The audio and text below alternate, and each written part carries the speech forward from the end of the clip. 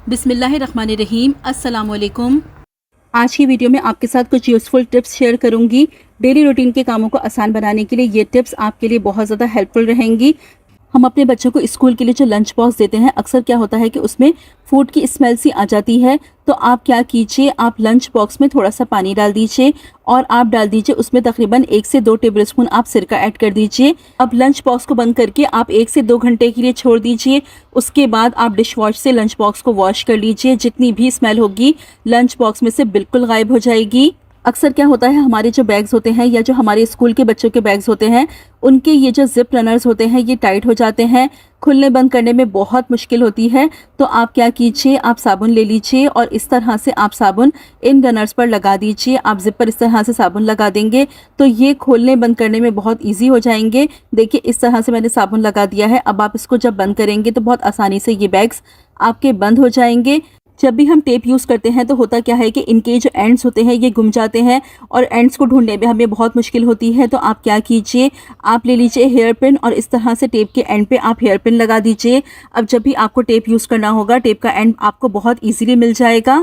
हम अपने घर को कितना साफ़ रखते हैं, किचन को बहुत ज़्यादा क्लीन रखते हैं, उसके बावजूद भी हमारे घर में, हमारे किचन में कॉकरोचेस हो जाते हैं जो कि देखने में बहुत ज़्यादा बुरे लगते हैं और इनसे कराहियत भी बहुत ज़्यादा आती है। कॉकरोचेस हमारी सेहत के लिए भी बहुत ज़्यादा नुकसानदेह हैं क्योंकि इनसे एलर्जी और अस्थमा का प्रॉब्लम हो सकता है। तो जब भी आप अपने घर में कॉकरोचेस देखें तो जब थोड़े बहुत ही हों तो ही आप कोशिश करें कि उनको ख़त्म कर दिया जाए, इससे पहले कि वो पूरी कॉलोनी बना ले आपके घर में। तो आज मैं आपके साथ एक बहुत ज़बरदस्त सी रेमेडी शेयर कर रही हूँ जो कि कॉकरोचेस को ख़त्म करने के लिए बहुत ज़्यादा इफेक्टिव है। इस रेमेडी को अगर आप यूज़ करते हैं तो कॉकरोचेस के साथ आपके घर से चूंटियों का, मच्छर मक्खियों का, यहाँ तक कि चूहों का भी बिल्कुल खात्मा हो जाएगा। तो चलिए मैं बताती हूँ कि इस रेमेडी को आपको किस तरीके से प्रिपेयर करना है। देखिए इस रेमेडी को प्रिपेयर करने के लिए आप सबसे पहले ले लीजिए 1.5 से 2 गिलास पानी। उसमें आप शामिल कर दीजिए 4 से 5 क्लोव्स यानी लौंग। देखिए क्लोव्स की जो ये स्मेल होती है इससे कॉकरोचेस और सारे कीड़े मकोड़े बहुत दूर भागते हैं। और लौंग एंटीबैक्टीरियल भी होती है, एंटीसेप्टिक भी होती है। तो जिस जगह पर आप इसको इस्तेमाल करेंगे वहाँ से सारे बैक्टीरियाज का भी बिल्कुल खात्मा हो जाएगा। अब इसमें शामिल कर देंगे हम तकरीबन 2 से 3 तेज़पात। ये जो तेज़ पत्ते होते हैं आप इसको शामिल कर दीजिए। इसकी भी स्मेल इतनी ज़्यादा तेज़ होती है कि इससे भी जितने भी कीड़े मकोड़े होते हैं, कॉकरोचेस होते हैं, वो बहुत दूर भागते हैं। अब इस पानी को आप पकने के लिए रख देंगे और इतना पकाएंगे कि ये पानी आपका तकरीबन हाफ रह जाए और अच्छी तरह से इन दोनों चीज़ों का रंग निकल आए। अब जब तक ये दोनों चीज़ें पक रही हैं हम अपना दूसरा काम कर लेते हैं। उसके लिए आप क्या करेंगे, एक दरमियाने साइज़ की आप प्याज ले लें, उसके छिलके उतार लीजिए, छोटे टुकड़ों में काट लीजिए। 2 से 3 आप लहसुन के जवे ले लीजिए, उसके भी छिलके उतार लीजिए और इन दोनों चीज़ों को आप थोड़ा सा पानी डाल के अच्छे तरीके से मिक्सी में ग्राइंड कर लीजिए। ये जो प्याज और लहसुन की स्मेल होती है ये भी बहुत ज़्यादा तेज़ होती है। कॉकरोचेस और दूसरे कीड़े मकोड़े इनसे बहुत दूर भागते हैं और जब इन सब चीज़ों के साथ मिलाकर इसका इस्तेमाल करेंगे तो ये और भी ज़्यादा पावरफुल हो जाएगा। आप देखिएगा, आप इसको यूज़ करेंगे तो आपके घर से कॉकरोचेस का मुकम्मल खात्मा हो जाएगा। अब ये दोनों चीज़ें देखिए मैंने ग्राइंड कर ली हैं। ग्राइंड करके किसी भी आप बर्तन में निकाल लीजिए। उसके बाद ये जो पानी आपने पकाया है इसको अच्छी तरह से पकने दें। जब ये हाफ रह जाए तो आप चूल्हा बंद करके इसको मुकम्मल तौर पर पहले ठंडा कर लीजिए। अब यहाँ पर ये पानी मुकम्मल तौर पर ठंडा हो गया है। ठंडा करने के बाद मैंने ये जो प्याज और लहसुन को पीस के रखा था उसमें मैं इसको शामिल कर दूंगी। शामिल करने के बाद अच्छी तरह से मिक्स कर लेंगे। मिक्स करने के बाद इसमें 1 गिलास आप मज़ीद पानी का शामिल कर लीजिए। उसके बाद इसको हम छान लेंगे। अब ये लिक्विड आपका बिल्कुल तैयार है। इसको आप यूज़ किस तरीके से कीजिएगा, देखें आप इसे स्प्रे बॉटल में भर लीजिए और इसको यूज़ करने का जो सही टाइम है वो है रात का वक्त, क्योंकि सबसे ज़्यादा कॉकरोचेस रात के वक्त ही निकलते हैं।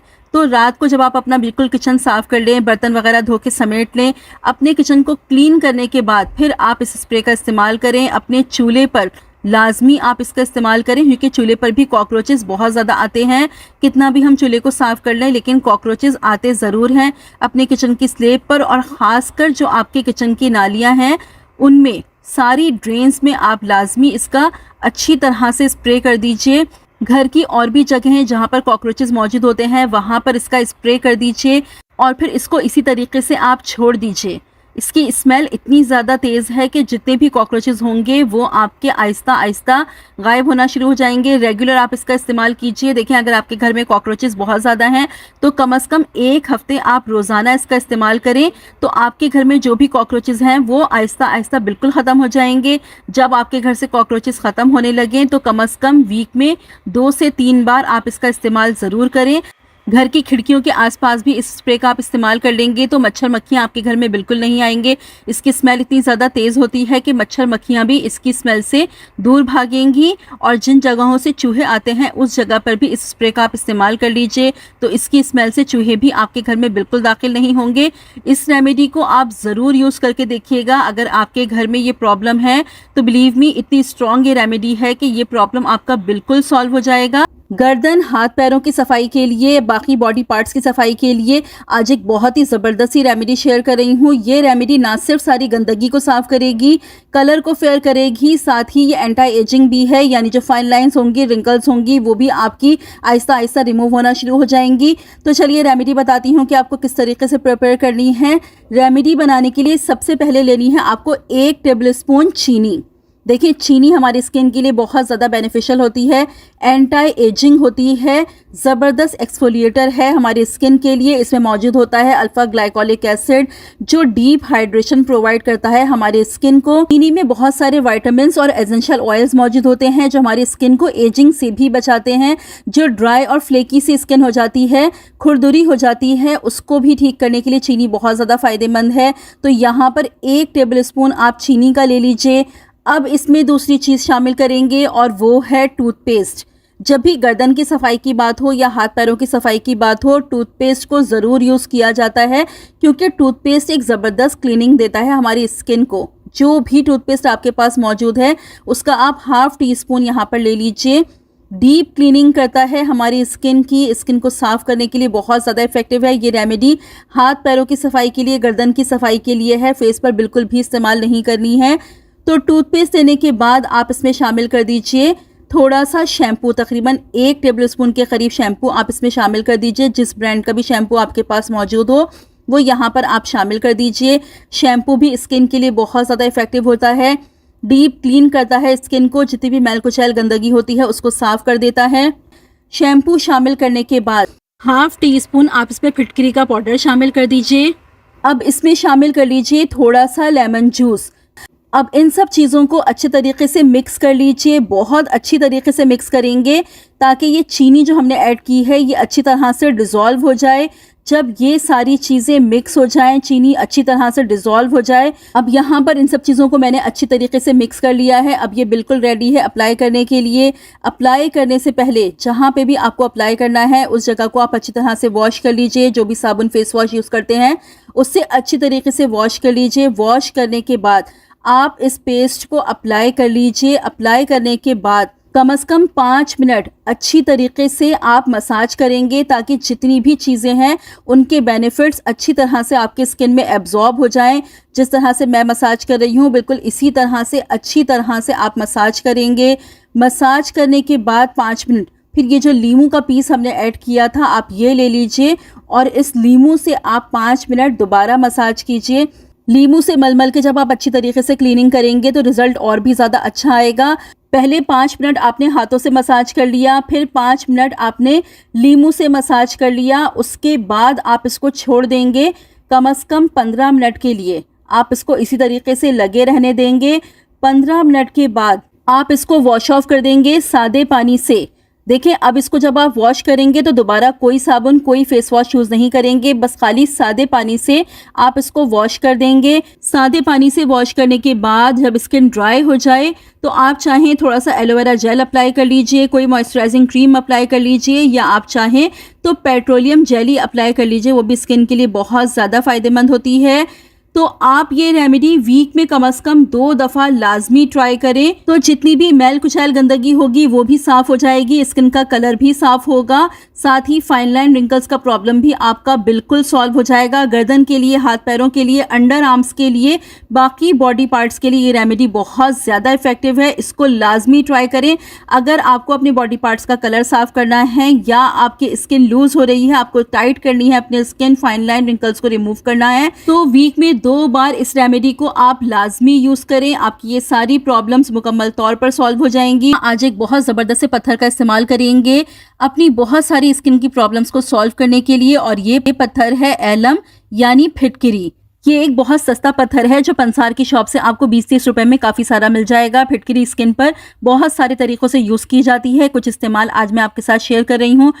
फिटकरी का पाउडर अपने पास बना के रख लीजिए। आप चाहें तो हवन दस्ते में भी आसानी से पिस जाती है, चाहें तो मिक्सी में पीस लीजिए। और नहाने के बाद आप तकरीबन 4 मग पानी ले लीजिए, उसमें शामिल कर लीजिए 1 टेबल स्पून फिटकरी का पाउडर, और नहाने के बाद ये पानी आहिस्ता आहिस्ता आप अपनी पूरी बॉडी पर डालिए। इससे होगा ये कि जो पसीने की स्मेल आती है वो बिल्कुल नहीं आएगी, क्योंकि स्मेल हमारे पसीने में नहीं होती, स्मेल होती है उन बैक्टीरियाज में जो हमारे पसीने में मौजूद होते हैं। फिटकरी उन बैक्टीरियाज को बिल्कुल ख़त्म कर देगी और जो पसीने की स्मेल आती है वो बिल्कुल गायब हो जाएगी। एक फिटकरी का टुकड़ा अपने वॉशरूम में ज़रूर रखिए। इसका इस्तेमाल किस तरीके से करेंगे, नहाने के बाद इसको आप थोड़ा सा गीला कर लीजिए पानी से, और अपने अंडर आर्म्स में आप इस तरीके से फिटकरी के टुकड़े को फेरिए। इससे होगा ये कि पसीना इतना ज़्यादा नहीं आएगा, ना ही पसीने की स्मेल पैदा होगी। तो ये काम आपको नहाने के बाद रेगुलर करना है।